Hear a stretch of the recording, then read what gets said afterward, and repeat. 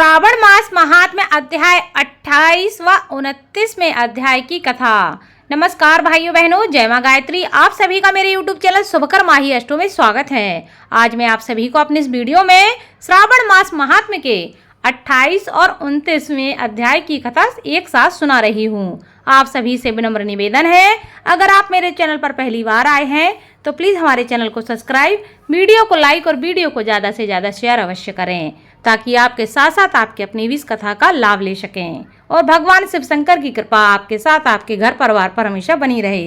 भगवान शिव कहते हैं कि हे ब्रह्मपुत्र, अब मैं अगस्त जी को अर्घ्य प्रदान करने की उत्तम विधि का वर्णन करूंगा, जिसे करने से मनुष्य के सभी वांछित फल प्राप्त कर लेता है। अगस्त के उदय के पूर्व काल का नियम जानना चाहिए।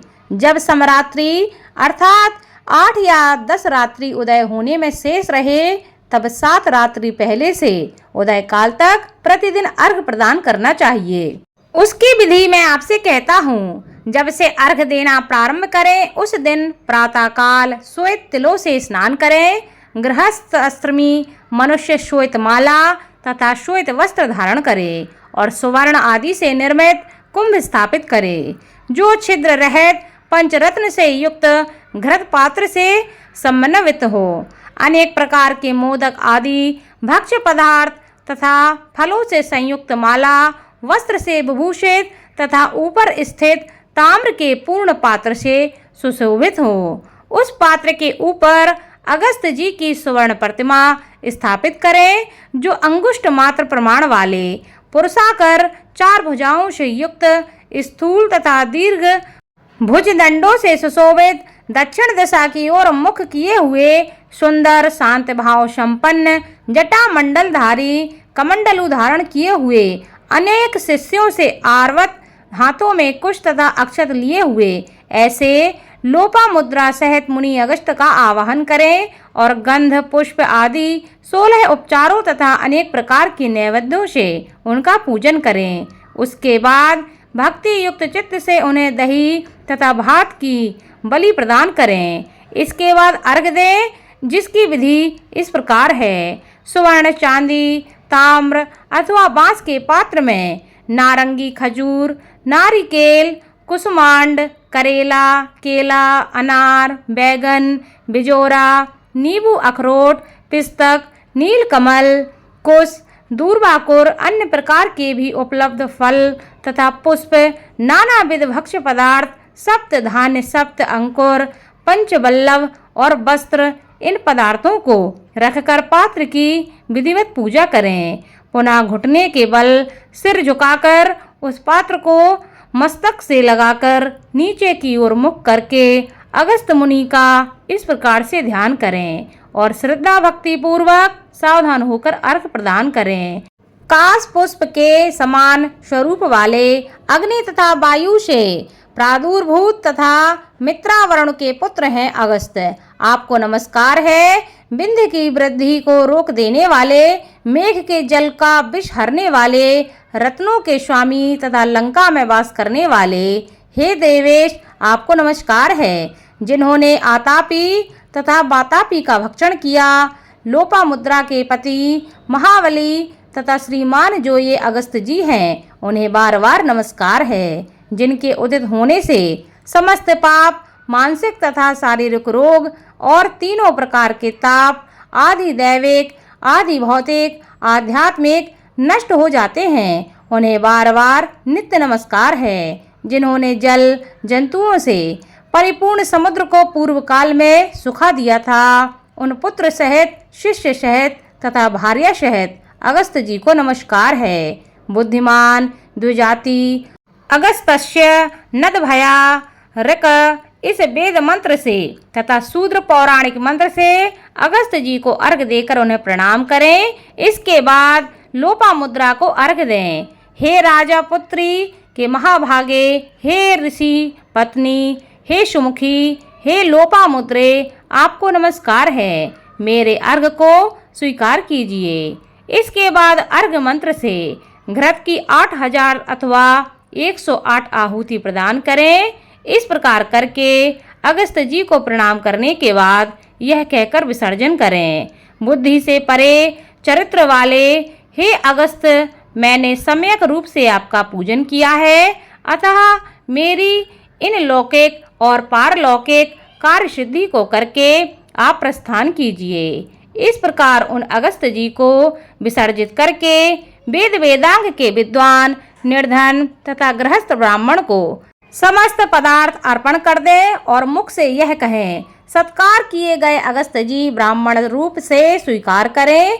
अगस्त ही ग्रहण करते हैं, अगस्त ही देते हैं और दोनों का उद्धार करने वाले भी अगस्त ही हैं। अगस्त जी को बार बार नमस्कार है। दोनों मंत्रों का उच्चारण करके दान करें। ब्राह्मण आदि पूर्व विहित वैदिक मंत्र का उच्चारण करें और शूद्र पौराणिक मंत्र का उच्चारण करें। उसके बाद सुवर्णमयी सींग वाली, दूध देने वाली, बछड़े सहित चांदी के खुर वाली, ताम्र के पीठ वाली, अत्यंत सुंदर कांसे की दोहनी से युक्त और घंटा तथा वस्त्र से विभूषित श्वेत वर्ण की धेनु प्रदान करें। अगस्त मुनि के उदय के 7 दिन पूर्व से इस प्रकार अर्घ देकर ही 7वें दिन दक्षिणा सहित गौ प्रदान करें।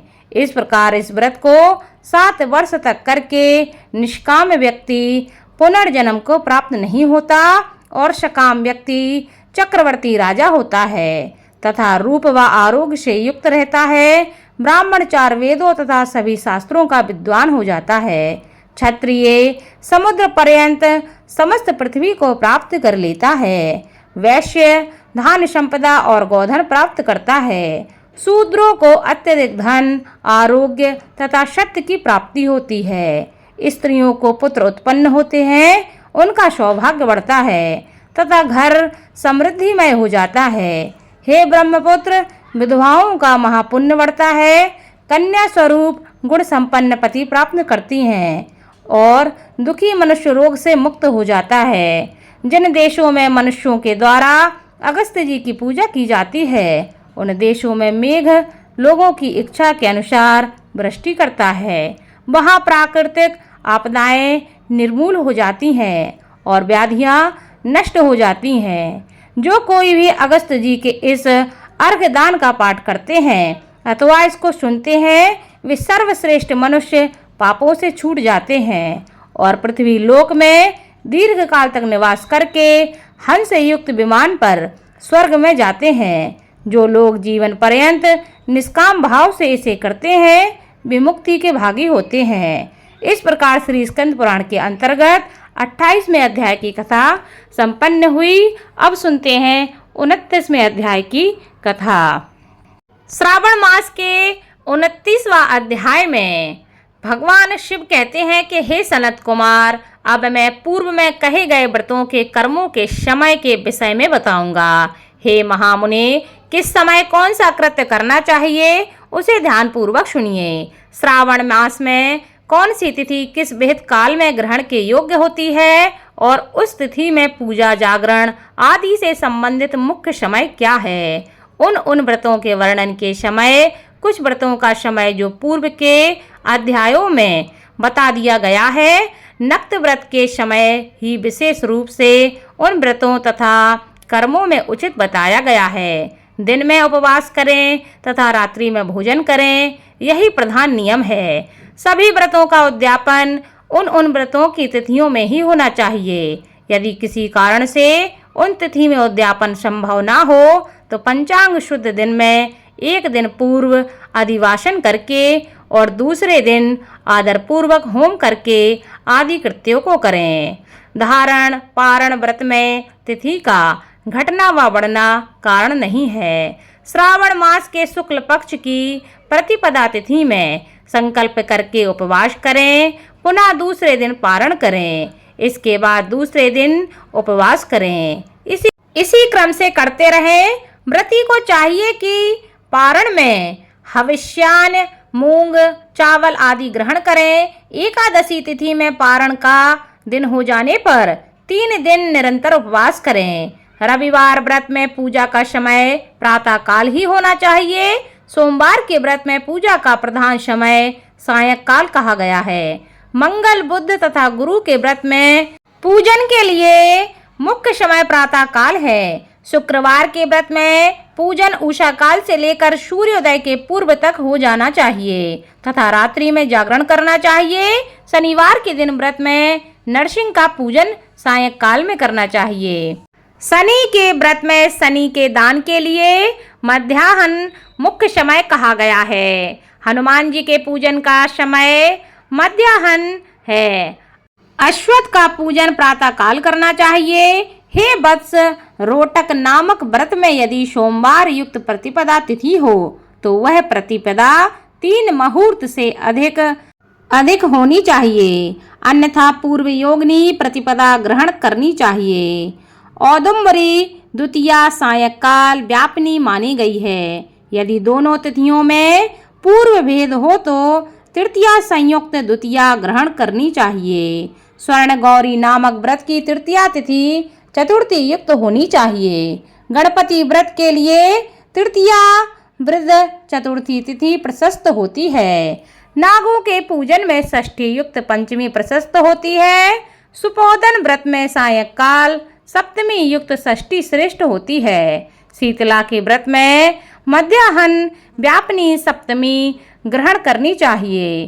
देवी के पवित्रारोपण व्रत में रात्रि व्यापिनी अष्टमी तिथि ग्रहण करनी चाहिए। नक्त व्यापिनी कुमारी नवमी प्रशस्त मानी जाती है। इसी प्रकार आशा नामक जो 10वीं तिथि है वह भी नक्त व्यापिनी होनी चाहिए। विशुद्ध एकादशी का त्याग करना चाहिए। हे मुनि, उसमें भेद के विषय में सुनिए। एकादशी व्रत के लिए अरुणोदय में 10वीं का भेद, वैष्णवों के लिए तथा सूर्योदय में 10वीं का भेद स्मार्तों के लिए निंद होता है। रात्रि के अंतिम प्रहार का आधा भाग अरुणोदय होता है। इसी रीति से जो द्वादशी हो वह पवित्रारोपण में ग्रह है। कामदेव के व्रत में त्रयोदशी तिथि रात्रि व्यापिनी होनी चाहिए। उसमें भी द्वितीय याम व्यापिनी त्रयोदशी हो तो वह अति प्रशस्त होती है।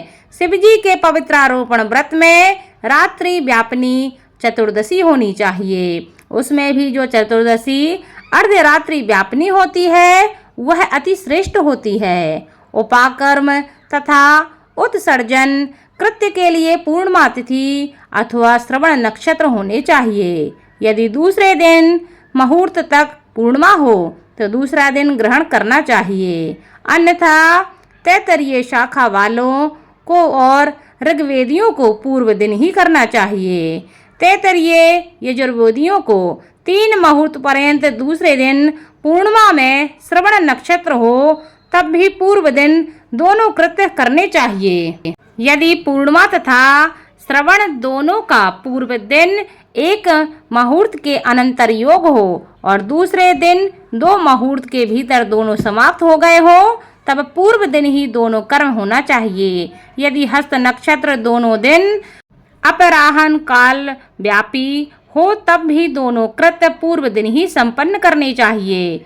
श्रवणाकर्म में उपाकर्म प्रयोग के अंत में दीपक का काल माना गया है और सर्वबलि के लिए ही वही काल बताया गया है।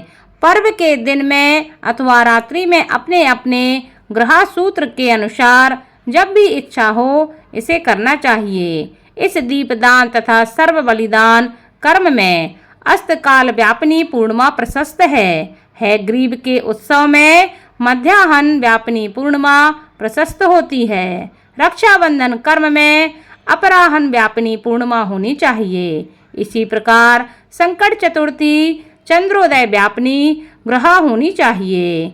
यदि चंद्रोदय व्यापिनी चतुर्थी दोनों दिनों में हो अथवा दोनों दिनों में ना हो तो भी चतुर्थी व्रत पूर्व दिन में करना चाहिए, क्योंकि तृतीया तिथि में चतुर्थी महान पुण्य फल देने वाली होती है। अतः हे वत्स, व्रतियों को चाहिए कि गणेश जी को प्रसन्न करने वाले इस व्रत को अवश्य करें।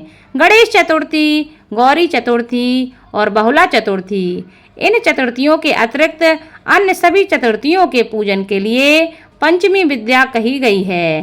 कृष्ण जन्माष्टमी तिथि निशीथ व्यापिनी ग्रहण करनी चाहिए। निर्णय में सर्वत्र तिथि 6 प्रकार की मानी जाती है। दोनों दिन पूर्ण व्याप्ति, दोनों दिन केवल अव्याप्ति, अंश से दोनों दिन सम व्याप्ति, अंश से दोनों दिन विषम व्याप्ति, पूर्व दिन संपूर्ण व्याप्ति और दूसरे दिन केवल आंशिक व्याप्ति, पूर्व दिन आंशिक व्याप्ति और 6 दूसरे दिन अव्याप्ति। इन पक्षों में 3 पक्षों में जिस प्रकार संदेह नहीं है उसे अब सुनिए।